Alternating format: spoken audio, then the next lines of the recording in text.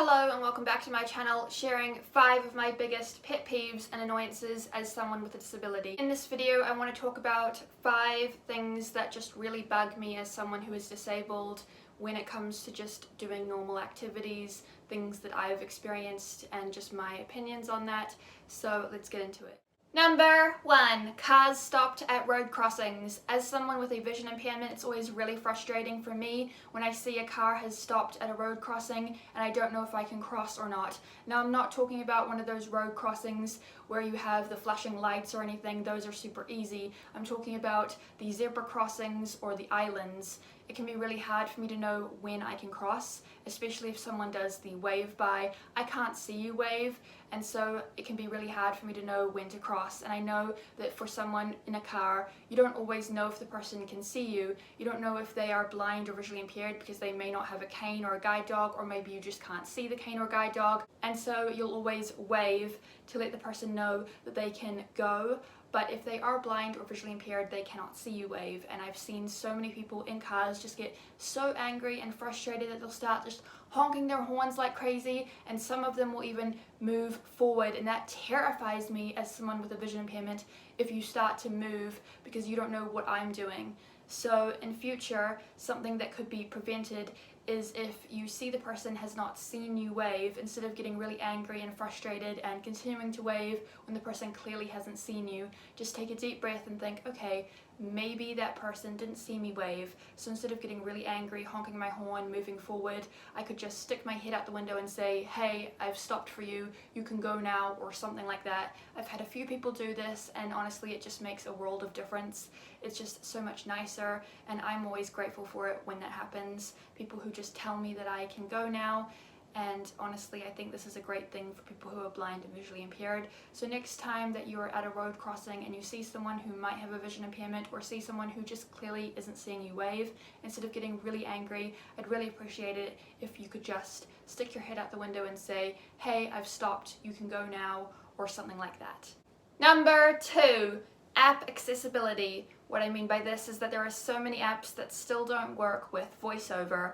As someone with a vision impairment, I find it really annoying when I go into editing apps, for example, and it still won't read everything on the screen, especially when it comes to things like different filters or other things I want to click on, and I just can't, and that's really annoying. It's probably because those things are a PDF. I don't really know how different apps work in terms of where they get their pictures and things from, but a lot of the time it just won't read everything out.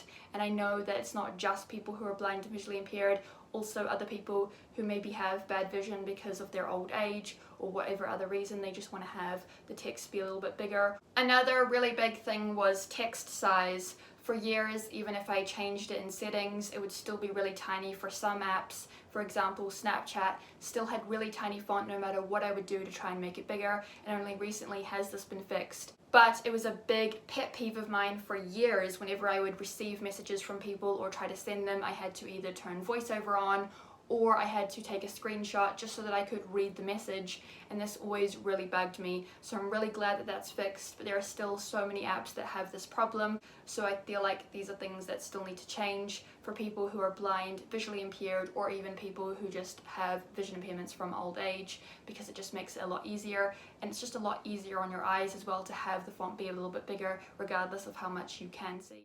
Number 3, customer service. I've seen so many people in customer service who are pretty great when it comes to disability, but some of them are still really cautious about it, or they're just really busy and don't really know how they can help, which is totally okay. If you work in customer service and you've never met anyone with a disability before, I understand that it can be kind of challenging when it comes to interacting with a disabled person, especially someone with a more difficult disability, because you don't really know exactly what to do. For example, whenever I've gone into a clothes shop, I've had a mix of different people who have helped me in different ways, but a lot of the time when I tell them that I have a vision impairment, they're more understanding and seem to really want to help when it comes to how to pick out clothes. However, I've still had some people who don't really know what to do and have just sort of pointed to things and haven't really got what I needed from them and all of that stuff. So it does just depend on where you go, and what you need help with, because there are some people who, like I said, are great,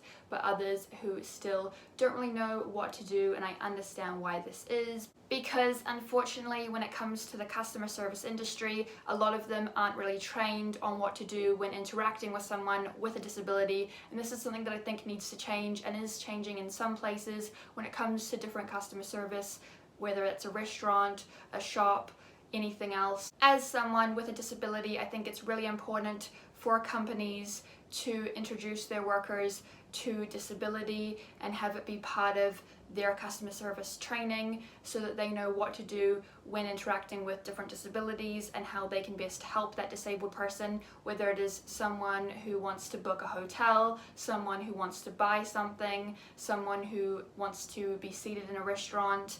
There are so many different things that you can do when it comes to helping someone with a disability. Number 4, store layouts. I've been into so many different stores, especially clothes stores, that have a really strange setup when it comes to how they've laid out their store, and a lot of the time it can be really difficult for someone like me to navigate, even more difficult for someone who is completely blind, and I just think this is something that does need to change. Now, I know it can't always be helped, especially if you have a small store, but if there is a way, like a circle method or something that we can do to just make that layout a little bit easier, because not only is it going to help that disabled person, but it's also going to help the workers in the store as well when it comes to finding different things and getting around to better help their customers. And again, I know this can't always be helped, but I've been into some stores that are just really packed and overcluttered, and when there are so many different people in the store, it can be really hard to get to different places that you need to go within the store. So by just changing the layout slightly, making it cleaner, it can really make a difference. I've been into a few different stores that actually have changed their layouts, and it has really drastically changed the vibe of the store as well as just me navigating it, and it's really helped when it comes to me trying to be more independent and find the things that I need to find. I find that if the store is really cluttered, it can be really difficult for me to do something like that alone, and I often need to go with other people because they are better at picking out things for me. Whereas if the store is cleaner, not as cluttered, with things kind of pushed to the side, more of like a circle, then it's easier for me to go from one side to the other and better pick out what I need to find.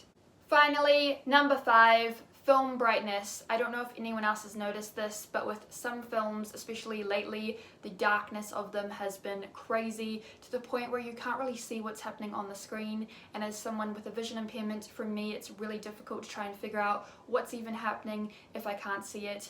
And I know that this is a film choice, it's an artistic choice to have it be darker, but I feel like a lot of films now have gotten really dark to the point where you can't even see what's happening on the screen, and what is the point of that? I don't know if this is something that can be changed in like Disney Plus or Netflix or other streaming services when it comes to watching films and TV shows, but let me know in the comments down below if this is something that I can just fix, or if this is something that you also find really annoying about today's films and TV shows and how dark they are a lot of the time. Now, sometimes this can't be helped, for example, if the person is filming at night or whatever else, but putting on those really dark filters and other things, I just find to be quite frustrating as someone who struggles to see what is happening on the screen. But let me know what your opinion is down below.